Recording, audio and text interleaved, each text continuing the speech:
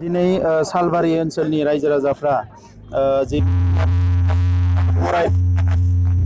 आरो जोङो बेवहाय बाहागो लाफैनानै सालबारि ओनसोलनि रायजो राजाफोरखौ गोबाव सम बड'लेण्ड सोमावसारनायाव दुखु खस्थ' सहायनानैब्लाबो बाहागो लाबोनायनि थाखाय जोंबो साबायखर बावनो फैदों आरो बेजों लोगोसे बिटिआर जि गोरोबथा जालांबाय बेनि बागै रायजो राजाफ्रा मिथिनायनि मोन्थाय दङ आरो बेखौनो जोङो रायजो राजाफोरनि सिगाङाव बुंफोरनो फैदों।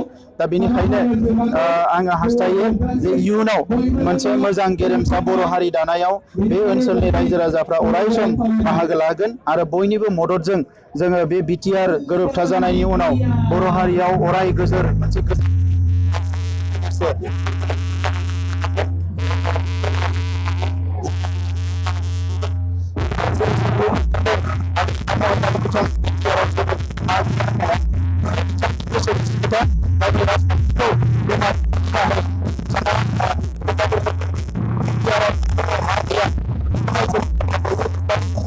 मिथिखाबाय आरो बेयो जोबोद मोनसे मोजां गोरोबथा जादों। बिथाङा बिटिआर प्राइम मिनिस्टार जेला बे सागोन बेवहायनो बुंदोंमोन गावबो बिथाङा रांखान्थि गोमाजानो माने सागोन खालामनो थाखाय बेजों लोगोसे गोलाव समनि समाव फोरमान खालामनाय जायो।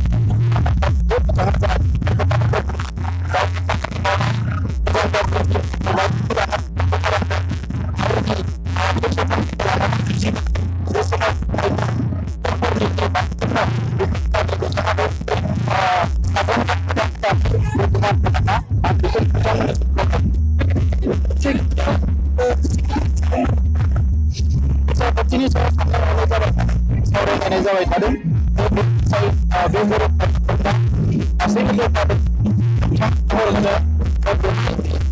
फैगोन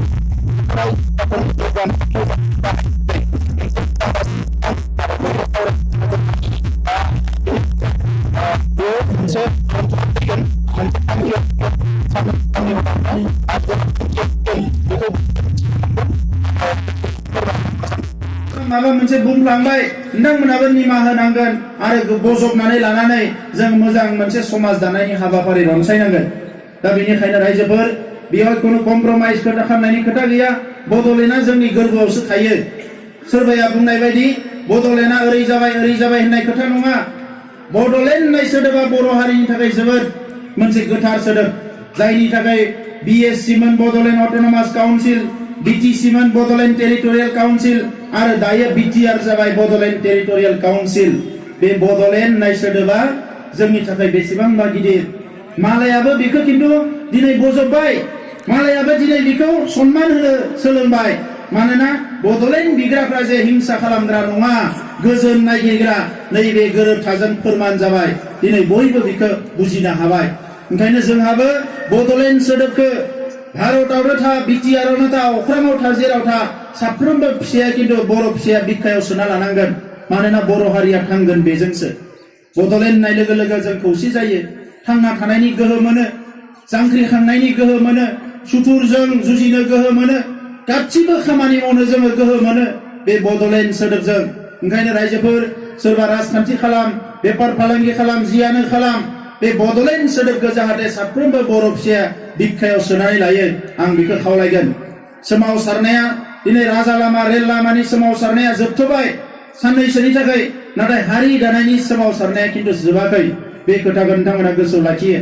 आरो सोरबा लिडारफ्रा गावनि राजखान्थिनि थाखाय उल्थां फाल्थां बुंनायफोरखौ खोमा होनांगौ जेबो गैया।